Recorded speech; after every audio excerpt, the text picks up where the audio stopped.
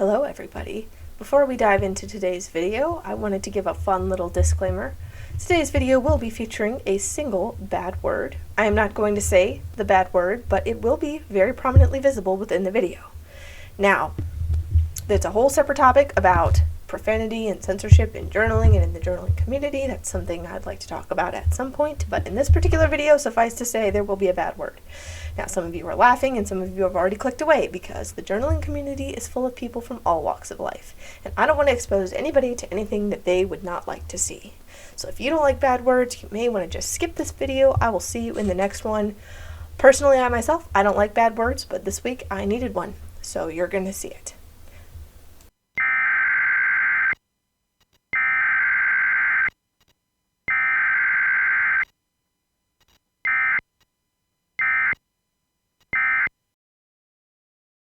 Hello everybody, and welcome back to a piping hot, fresh out of the oven episode of I Talk to Notebooks.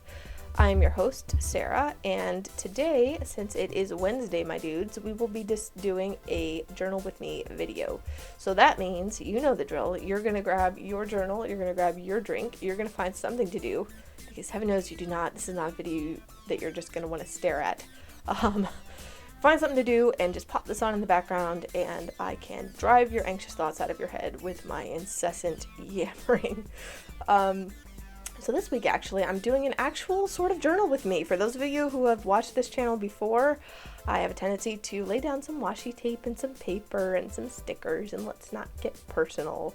Words are for my alone time.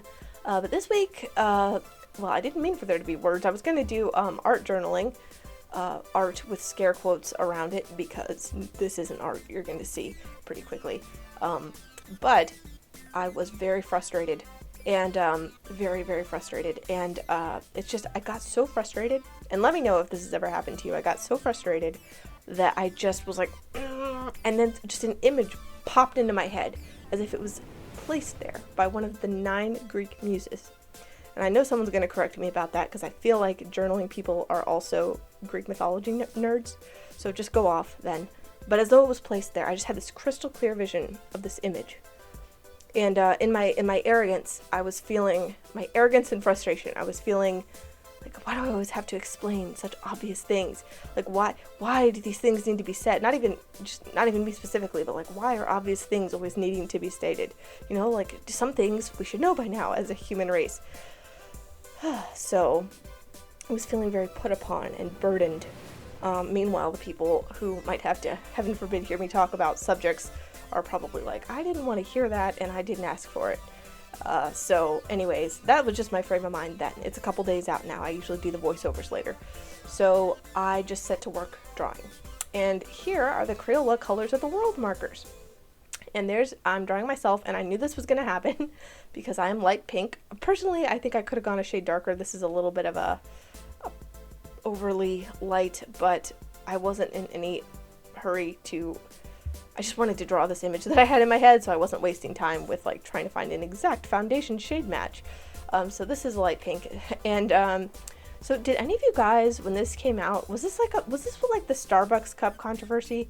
I just feel like I heard at least one stupid person saying, like, this is a terrible idea for a product.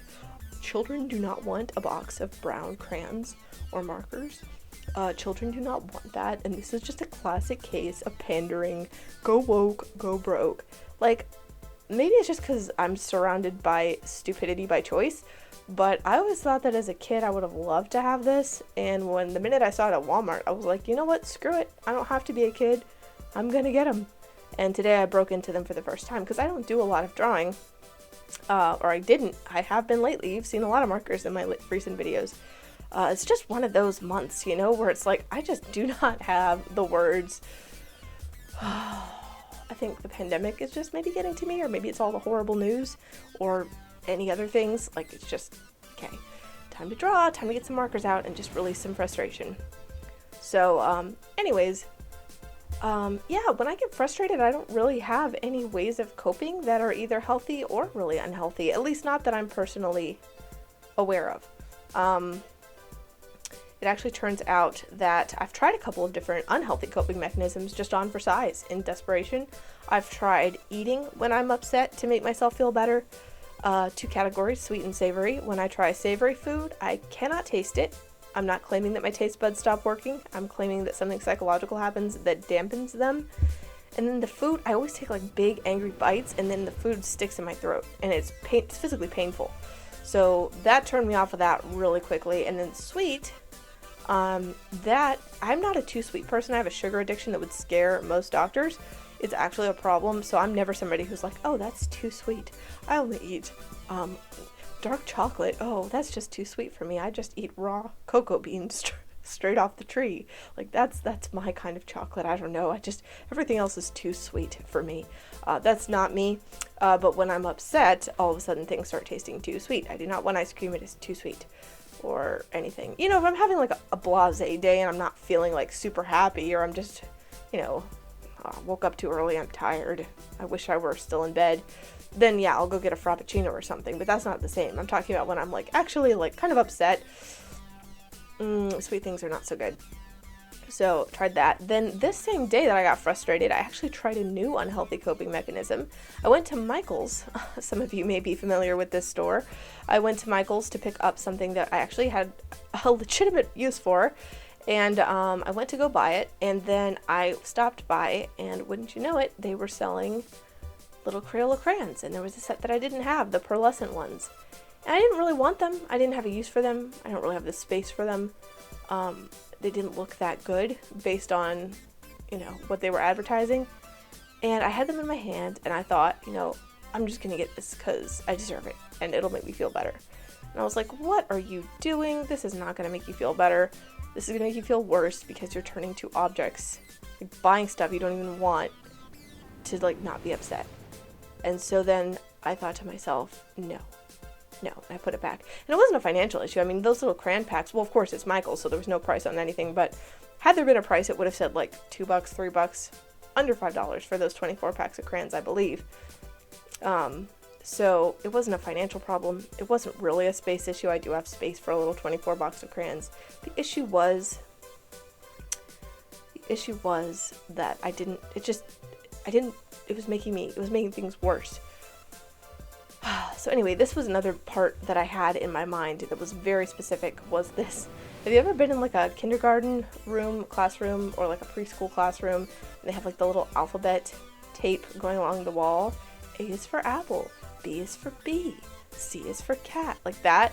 I don't know, for some reason in my mind, well, no, I do know. In my mind, that was what was on the wall in this image, because it's like, okay, I have to explain all these things on the blackboard to you, or should I say chalkboard, because this one is green. And now maybe do you need letter alphabet tape?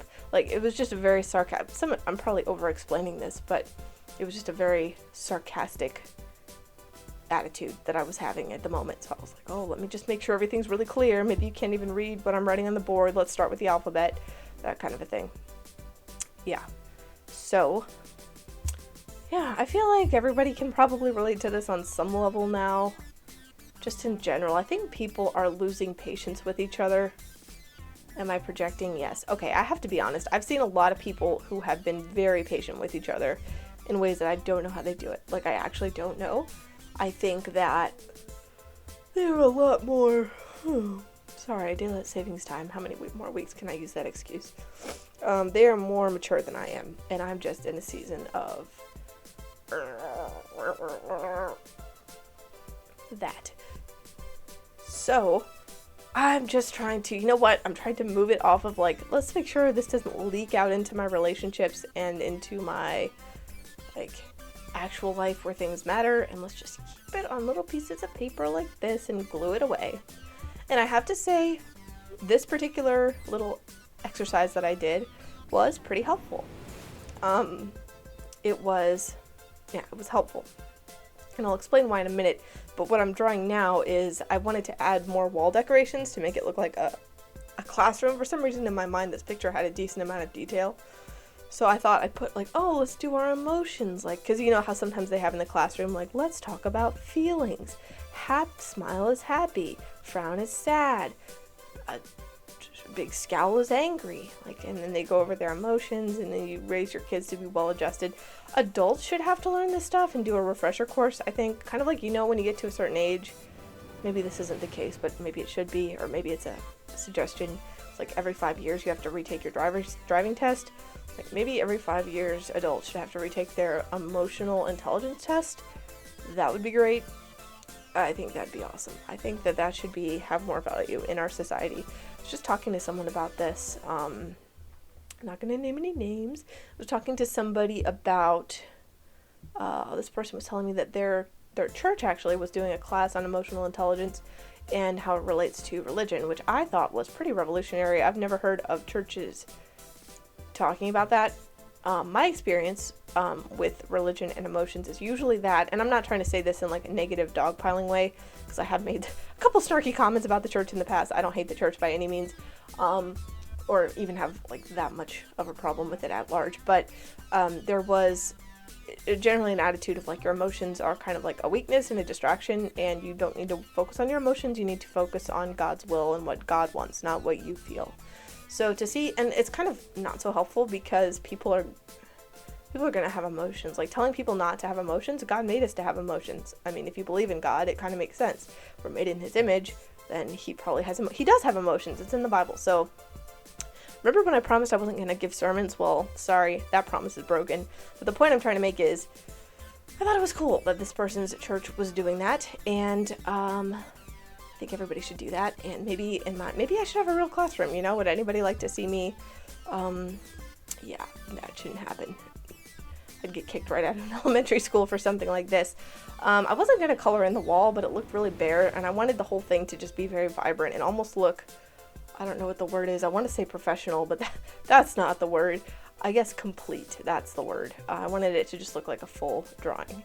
And this drawing was pretty helpful. I know it looks kind of like an exercise in just venting, which it started out as, but it actually served, I wanted to write out the things that I just wanted to tell everyone that seemed so obvious in the next few pages. This was going to be like the header image, but after I made it, I was just so annoyed and honestly tired that I just didn't do that, and I thought, I'm never going to do this.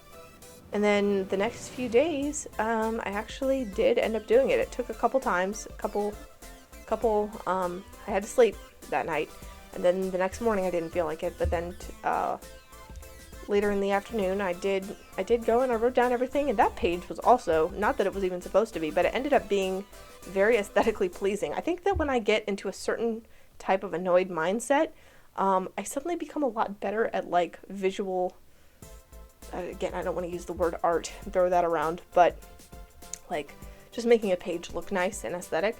So yeah, it looked really great. Not going to share it because nobody needs to see that, but it looked pretty cool, and I really felt better afterwards. I got it off my chest, and I was afraid that by writing it down it was going to make things worse, because then I could just look at all the stuff that was annoying me, but it actually kind of helped put things into perspective. Sometimes when you see something on a page, it makes it smaller. Like not just physically smaller, like, oh, look at the stupid words on this stupid page, but like also, it also makes them seem less significant. Like, okay, that's a thing. Just like this journal is a thing, and just like, it kind of reduces the significance of it from all these swirling thoughts in my head that are chaotic. And the way I think is in a long, angry ramble sometimes. So getting it out in a concise, succinct way is like, oh, well, that's all there is to that, and that's fixable, and it's not as bad, and I can kind of get why, maybe this isn't as obvious and irritating as I thought it was. Side note, that black frame that I actually drew on the actual paper, that was a real low IQ moment, because that bled right through and looked ugly as sin on the pages before and after. But I don't know though, because it looks like okay there.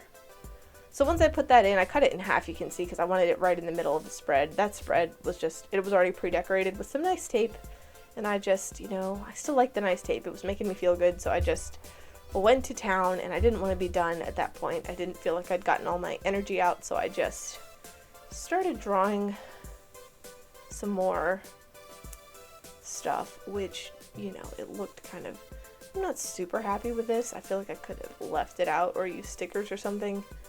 These aren't so bad, these little flowers, but then I drew some like round spiral flowers that you're going to see in a second.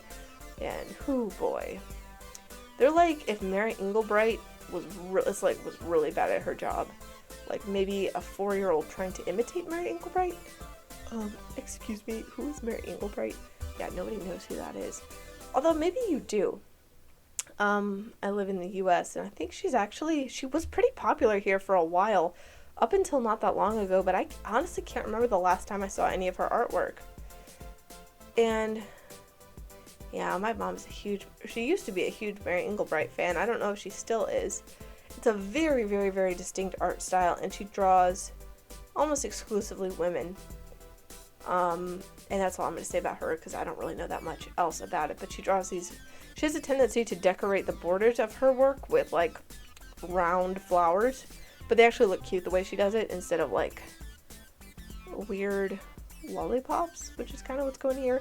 Also, I drew the 3 leaves at this, like, I guess I was attempting, like, an isosceles triangle pattern. That's not the right word, but that was the angle I was going for. And to me, they look like helicopter blades. And I've talked on too long and the video's over. Goodbye.